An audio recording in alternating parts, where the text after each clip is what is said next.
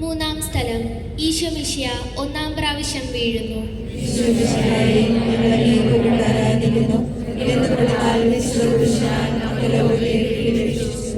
കൂർത്ത കല്ലുകളും മുള്ളുകളും നിറഞ്ഞ വഴികളിലൂടെ നഗ്നപാതനായി ഭാരമുള്ള കുരിശും വഹിച്ചുകൊണ്ട് പടയാളികളുടെ മർദ്ദനത്താൽ ക്ഷീണിച്ചു വിറയ്ക്കുന്ന ഈശോ മുഖം കുത്തി നിലത്ത് വീഴുന്നു. അവിടത്തെ ശരീരമൊട്ടാകെ രക്തമൊഴുകുന്നു.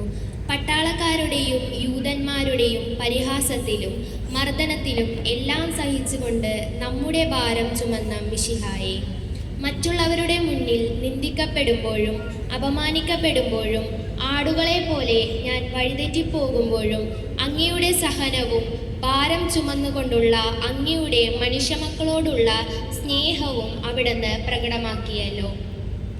എന്തെന്നാൽ അവൻ തൻ്റെ ജീവനെ മരണത്തിന് ഏൽപ്പിച്ചു കൊടുക്കുകയും പാപികളോട് കൂടെ എണ്ണപ്പെടുകയും ചെയ്തു.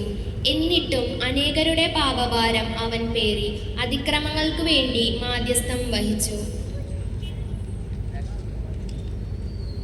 കർത്താവേ, പലപ്പോഴും എൻ്റെ ജീവിതത്തിലും കുരിശുകളും പ്രതിസന്ധികളും കടന്നു വരാറുണ്ട്. അവയുടെ ഭാരവും തീവ്രതയും നിമിത്തം ഞാൻ തകർന്നു പോകാറുമുണ്ട്. പ്രലോഭനങ്ങൾ നിമിത്തം പാപാന്തകാരത്തിൽ ഞാൻ വീഴുമ്പോൾ അങ്ങ് ഒരേ സമയം ദൈവവും മനുഷ്യനുമായിരുന്നിട്ടും അങ്ങ് അങ്ങയുടെ ദൈവികത മാറ്റി നിർത്തി ഒരു പൂർണ്ണ മനുഷ്യനായി ഒരു രാത്രിയുടെ ക്രൂരമായ പീഡനങ്ങളും ചമ്മട്ടിയടികളും കുരിശിൻ്റെ ഭാരവും കുരിശിലെ വേദനകളും അങ്ങ് സ്വയം ഏറ്റെടുത്തു. ഈ മനുഷ്യാവതാര രഹസ്യം ദൈവികതയില്ലാത്ത ഒരു പൂർണ്ണ മനുഷ്യൻ എന്ന സത്യം.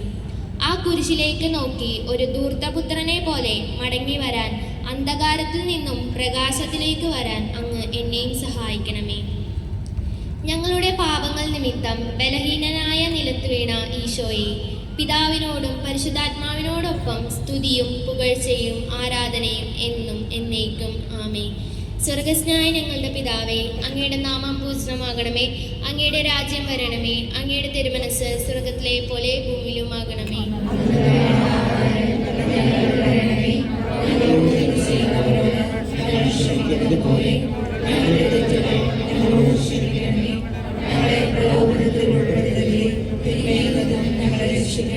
നന്മ നിറഞ്ഞ മറിയമേ, സ്വസ്തി, കർത്താവ് അങ്ങയുടെ കൂടെ, സ്ത്രീകളിൽ അങ്ങ് അനുഗ്രഹിക്കപ്പെട്ടവളാകുന്നു.